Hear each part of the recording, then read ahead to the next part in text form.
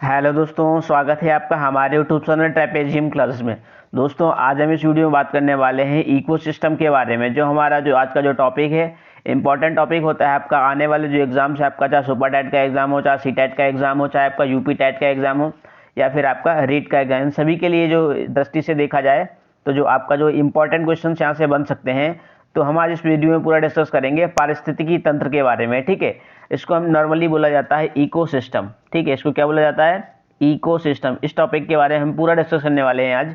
तो चलिए देखते हैं कि जो इकोसिस्टम जो शब्द है, जो शब्द पारिस्थितिकी तंत्र का जो प्रयोग है, सर्वप्रथम क्या किया था? एजी टेस्ले ने 1935 को किया था। दोस्तों, कब किया था?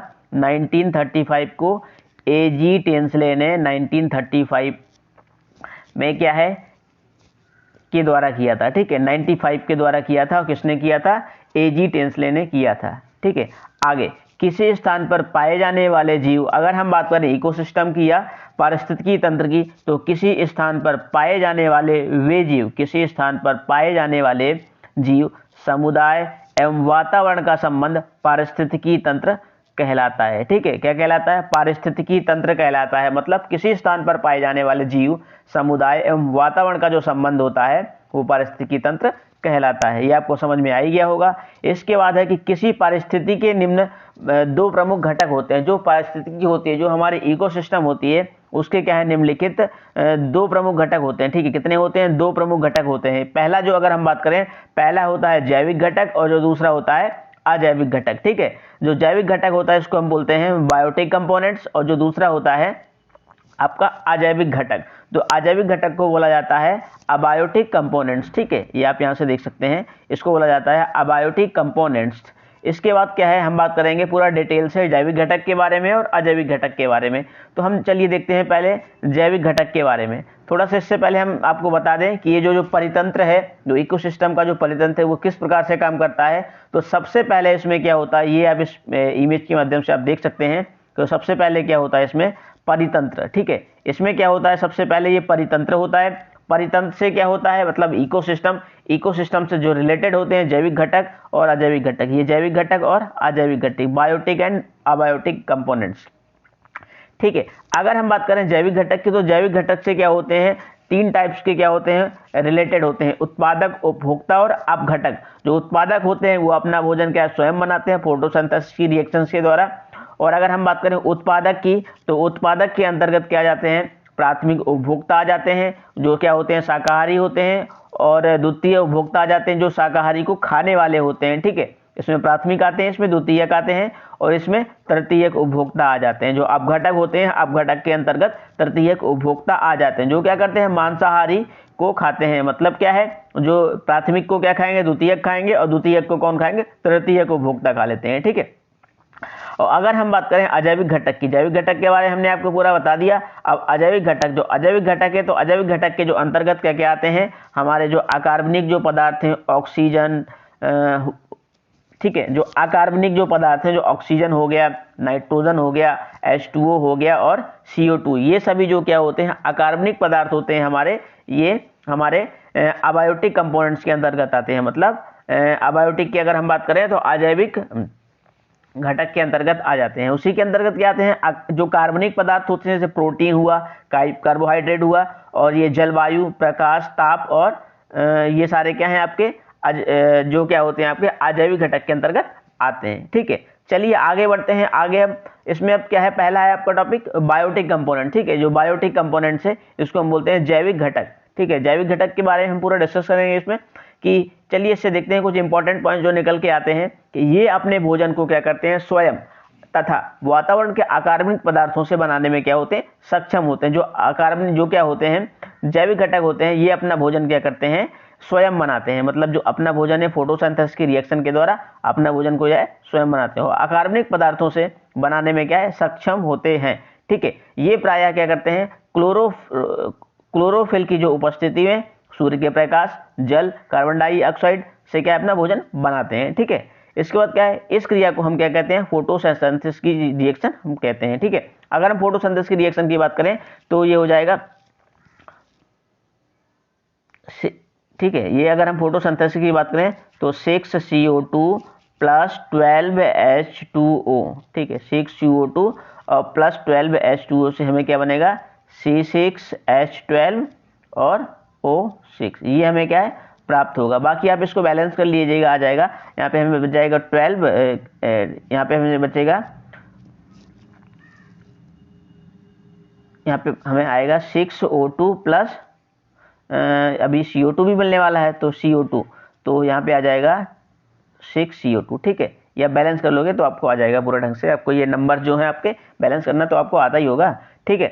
ये जो क्रिया है इसको प्रकाश संश्लेषण की क्रिया कहते हैं। इसके बाद हम क्या है, इसके बारे में, जो हरे पौधे होते हैं वो क्या होते हैं, मुख्य उत्पादक घटक होते हैं, ठीक है, क्योंकि अपना भोजन क्या है फोटोसिंथेसिस की रिएक्शन के द्वारा बनाते हैं, इसलिए क्या कहलाते हैं, ये उत्पादक कहलाते हैं, ठीक है। इसके बाद आगे क्या है कि उत्पादक CO2 तथा O2 के अनुपात को संतुलित बनाते हैं। जो O2 के अनुपात को क्या करते हैं, ये CO2 जो कार्बन डाइऑक्साइड है और ऑक्सीजन का जो अनुपात है उसको ये क्या करते हैं, संतुलित बनाते हैं, ठीक है। जो कार्बन डाइऑक्साइड और ऑक्सीजन के जो अनुपात है उसको क्या करते हैं, ये संतुलित बनाते हैं, सैचुरेटेड, ठीक है। इसके अंतर्गत सभी क्या होते हैं, स्वपोषी जीव आते हैं। अगर हम बात करें, ठीक है, उपभोक्ता के बारे में अगर हम बात करें तो उपभोक्ता वे कहलाते हैं, मतलब जो क्या है कंज्यूमर्स, इसी को बोला जाता है, ठीक है। क्या बोलते हैं इसको, कंज्यूमर्स।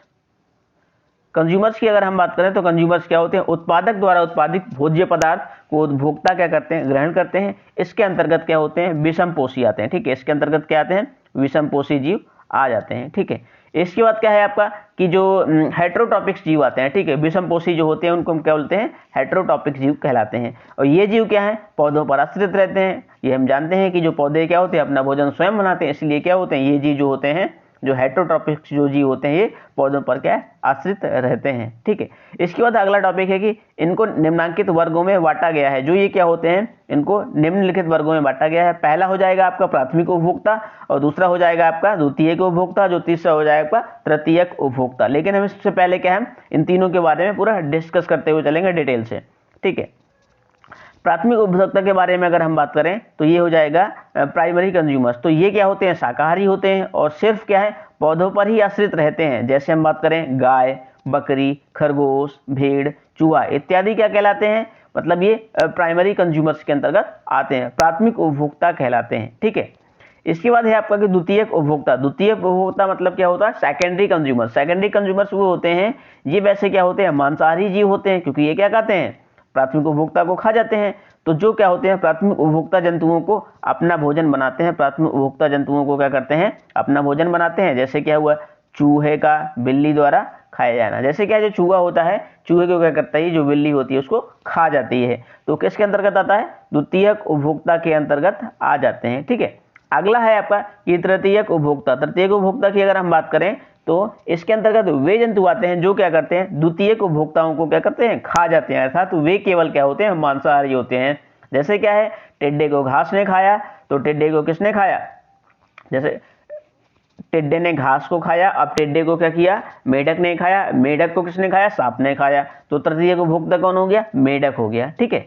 चलिए आगे आगे बढ़ते हैं हम कि जैसे जैसे क्या है, मेढक सांप द्वारा निगला जाना, तब बाघ, शेर आदि क्या है, इसी श्रेणी में आ जाते हैं, ठीक है। चलिए आगे आगे हम बढ़ते हैं अपघटक के बारे में। डिकम्पोजर्स जो होते हैं, अपघटक क्या कहलाते हैं, डिकम्पोजर्स कहलाते हैं, ठीक है।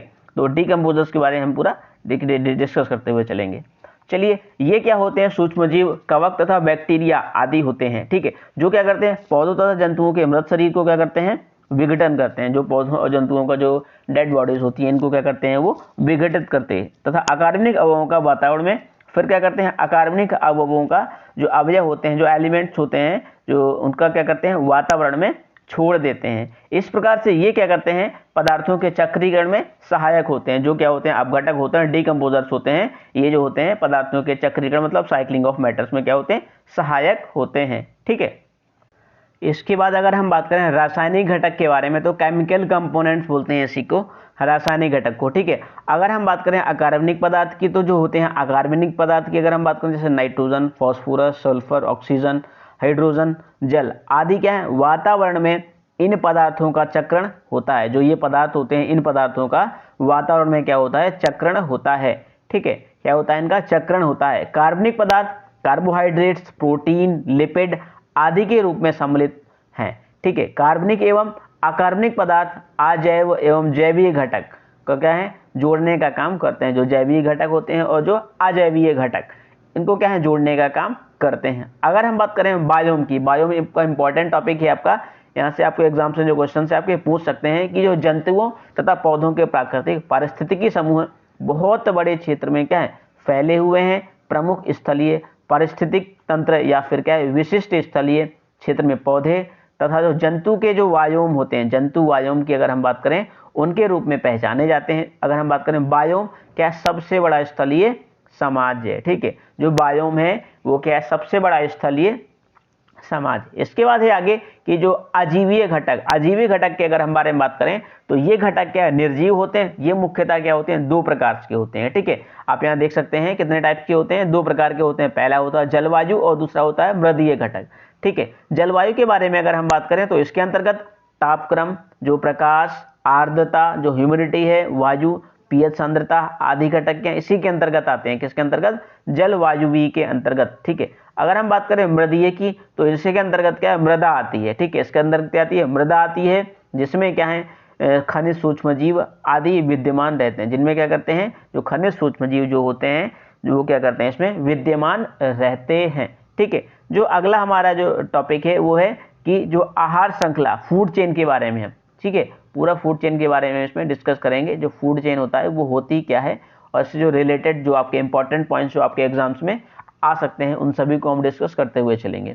तो अनेक जीवों से जीवमंडल का क्या होता है, निर्माण होता है, और अनेक परितंत्रों से क्या है, जीवोम बनता है, ठीक है। अनेक जीवों से जीवमंडल का निर्माण होता है और अनेक परितंत्रों से जीवोम बनता है। अगर हम बात करें प्रत्येक परितंत्र में अनेक प्रकार जो आहार श्रृंखलाएं विद्यमान रहती हैं, बिल्कुल रहती हैं। अनेक प्रकार की क्या है, जो आहार श्रृंखलाएं वो विद्यमान रहती हैं, ठीक है। इसके बाद है आपका कि श्रृंखला में कई स्तर एवं प्रत्येक स्तर पर भोजन का स्थानांतरण जो होता है, बिल्कुल होता है। इन स्तरों को क्या हम पोषण रीति कहते हैं, ठीक है। ये आप इमेज के माध्यम से आप देख सकते हैं कि बहुत सारे जो स्तर होते हैं, प्राइमरी, सेकेंडरी, ये आपका टेड्डा हुआ, मेढक हुआ, और ये स्नैक हुआ, ये आपका उल्लू हुआ, और ये डिकम्पोजर, बाकी जब डेड हो जाती है इनकी तो ये सारे का डिकम्पोजर हो जाते हैं, ठीक है। ये आप इसको देख सकते हैं। चलिए आगे बढ़ते हैं हम कि जो आहार श्रृंखला है, आहार श्रृंखला में ये थोड़ा सा मिस्टेक हो गया है, आहार श्रृंखला है, ठीक है। ये क्या है, श्रृंखला। अगर हम बात करें आहार श्रृंखला में कई पोषी स्तर होते हैं, जिनमें क्या सबसे पहला स्तर उत्पादकों का होता है, ठीक है, जो क्या होते हैं, प्रोड्यूसर्स का होता है। इसके बाद क्या है कि उत्पादकों की श्रेणी में हरे पौधे, जो उत्पादक होते हैं उसकी श्रेणी में क्या है, हरे पौधे आ जाते हैं, जो क्या है, प्रकाश क्या करते हैं, मतलब जो क्या करते हैं, प्रकाश संश्लेषण की क्रिया द्वारा भोज्य पदार्थों का क्या अपना निर्माण कर ऊर्जा संग्रहित करते हैं। अगर हम बात करें उत्पादकों के बाद क्या होता है, विभिन्न स्तर होते हैं। उत्पादकों के बाद क्या होते हैं, विभिन्न उपभोक्ताओं के विभिन्न स्तर होते हैं। उपभोक्ताओं के स्तरों में सबसे पहला जो स्तर है वो शाकाहारी जंतुओं का होता है, ठीक है। शाकाहारी जंतुओं का होता है, जिन्हें हम प्राथमिक स्तर भी कहते हैं, जिन्हें हम क्या कहते हैं, प्राथमिक स्तर या फिर प्राथमिक उपभोक्ता भी कहते हैं, ठीक है। क्या कहते हैं, प्राथमिक उपभोक्ता।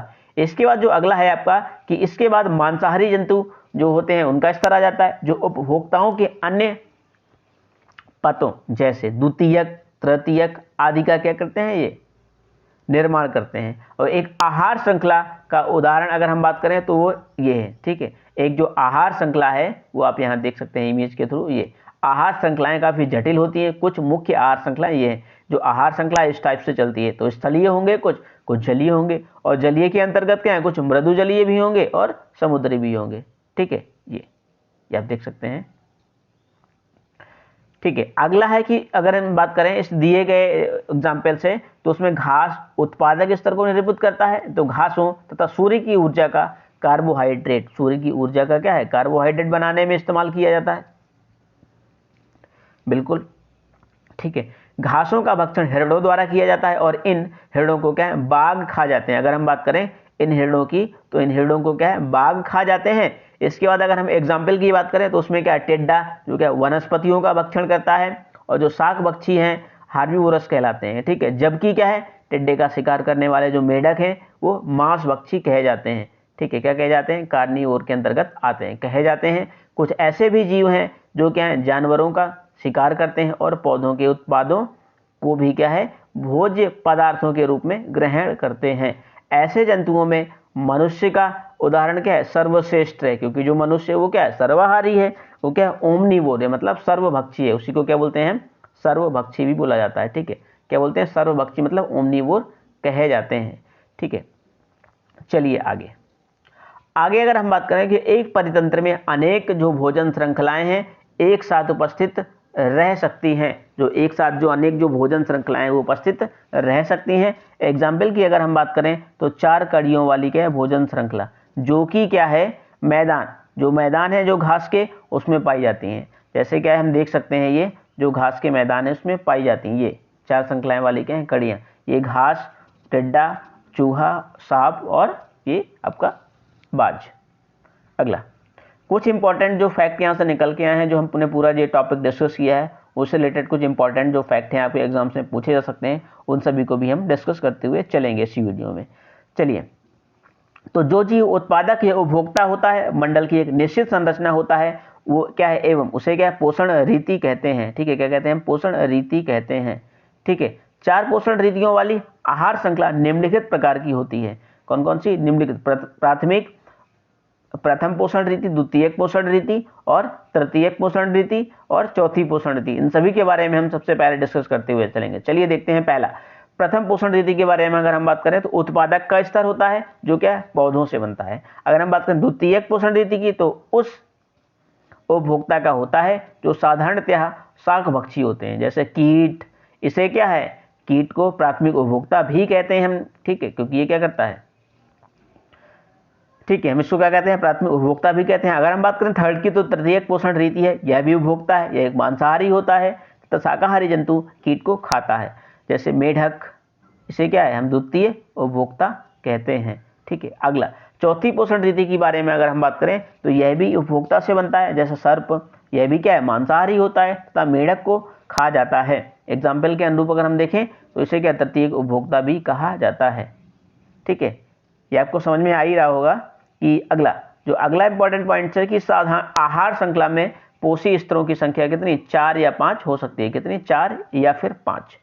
अगला पॉइंट है, जब मनुष्य पौधों का भक्षण करते हैं तो आहार श्रृंखला में भोग केवल उत्पादक और उपभोक्ता ही क्या है, शामिल होते हैं। ठीक है, उत्पादक भी होंगे और उपभोक्ता, ठीक, ये दोनों क्या है, शामिल होते हैं। लेकिन जब मनुष्यों के द्वारा जंतुओं का भक्षण किया जाता है, जो जंतुओं का भक्षण किया जाता है, तो तब श्रृंखला में केवल उपभोक्ताओं के स्तरों की संख्या में वृद्धि होती है। ठीक है, क्या होती है, उपभोक्ताओं की संख्या में वृद्धि होती है, जिन्हें हम क्या है, प्रथम द्वितीय, क्या कहते हैं हम, प्रथम द्वितीय तृतीय स्तर का उपभोक्ता कहा जाता है। इसके बाद क्या है आपका कि जो आहार श्रृंखला है जीवमंडल में जैव घटक की संरचना को निरूपित करने के साथ साथ पदार्थों और ऊर्जा के जो स्थानांतरण है उसको दर्शाने का महत्वपूर्ण कार्य भी संपादित करती है, जिससे क्या है, जीवमंडल क्या होता है, गतिशील चक्रण।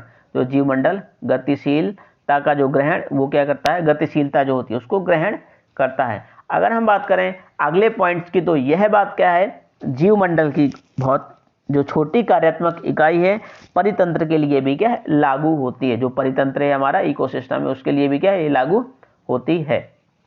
ठीक है, ये हो गया आपका। इसके बाद है आपका अगला, प्रत्येक परितंत्र में ऊर्जा और पदार्थों का स्थानांतरण होता है, जिसका भौतिक वातावरणीय जो हमारा है कारकों और परितंत्र में उपस्थित जीवों के आकार और आकृति से क्या है, कोई लेना देना नहीं होता है। ठीक है, क्या होता है, कोई लेना देना नहीं होता है। इसके बाद है आपका कि जो आहार श्रृंखलाएं वो हमेशा क्या है, वनस्पतियों से ही शुरू होती हैं। बिल्कुल ठीक है, क्योंकि क्या है, उत्पादक हैं, ये अपना भोजन खुद बनाते हैं। ठीक है, शुरू होती हैं, इसे क्या है, हम एक पिरामिड के रूप में निरूपित कर सकते हैं, जिसे आहार पिरामिड कहते हैं। आहार जो है पिरामिड में जैसे जैसे हम आधार से शीर्ष की ओर बढ़ते हैं तो इसका आकार क्या है, छोटा होता चले जाता है। ठीक है, जैसे क्या है, हम पिरामिड के रूप में हम कह सकते हैं, जैसे जैसे हम क्या करते हैं पिरामिड में, जैसे जैसे हम आधार से शीर्ष या नीचे से ऊपर की ओर बढ़ते हैं तो जो इसका आकार है वो छोटा होता चला जाता है। ठीक है, कहने का मतलब यह है कि उत्पादक से जैसे जैसे हम विभिन्न उपभोक्ताओं के स्तर की ओर बढ़ते हैं तो इनकी संख्या में क्रमशः ह्रास होता है, मतलब क्या होती है, हानि होती चली जाती है। जो इनकी संख्या होती है, इनकी संख्या में हानि होती चली जाती है। अतः क्या है, उत्पादक सबसे अधिक संख्या में होते हैं और शीर्ष उपभोक्ता की संख्या क्या होती है, बहुत सीमित होती है। जो शीर्ष उपभोक्ता हैं उनकी जो संख्या है वो बहुत सीमित होती है। ठीक है, क्या होता है कि जो उत्पादक हैं सबसे अधिक संख्या में होते हैं और शीर्ष उपभोक्ताओं की जो संख्या होती है बहुत सीमित होती है। ठीक है दोस्तों, आज हमने इसमें डिस्कस किया है इकोसिस्टम के बारे में। कल जो हमारा जो अगली वीडियो जो आपको मैं अवेलेबल करवा दूंगा, उसमें जो हम टॉपिक है वो डिस्कस करने वाले हैं फूड वेब के बारे में। ठीक है, जो फूड वेब होती है, किस प्रकार से क्या होती है, एक दूसरे से लिंक होती है, उसके बारे में हम पूरा डिस्कस करेंगे। अगर आपको वीडियो पसंद आया है तो चैनल को लाइक करिए, सब्सक्राइब करिए, शेयर करिए और ज़्यादा लोगों में, ताकि हमारा क्या मोटिवेट होता रहे। Thanks for watching. जय हिंद। मिलते हैं नेक्स्ट वीडियो पे।